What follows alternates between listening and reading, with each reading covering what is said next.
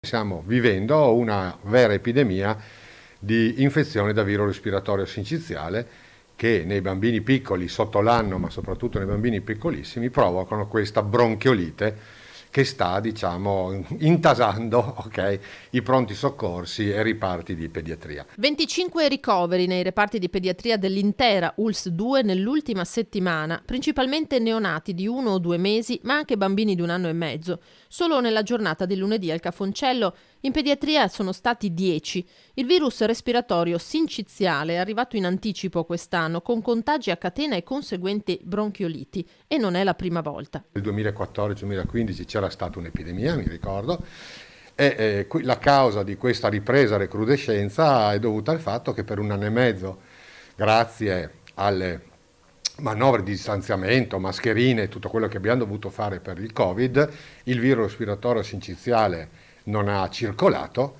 e quindi i bambini piccoli, 2, 3, 4 anni, hanno molto più virus respiratorio sinciziale. Perché non hanno potuto crearsi degli anticorpi. Il virus che sta causando questi ricoveri tra i più piccoli, è bene ribadirlo, con il Covid non c'entra nulla. Anzi, il virus respiratorio sinciziale è estremamente più pericoloso per i lattantini rispetto al Covid. Non abbiamo avuto un lattante così grave in questo 1 anno e mezzo ricoverato per il Covid. A differenza di Padova, tuttavia, nel Trevigiano nessun piccolo finora è stato intubato.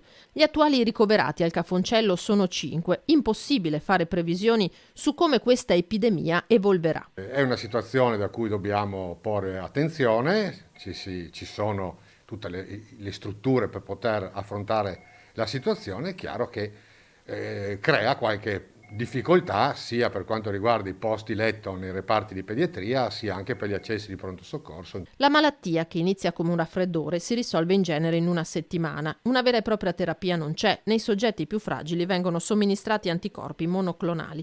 In età adulta chi ne ha sofferto rischia di sviluppare l'asma.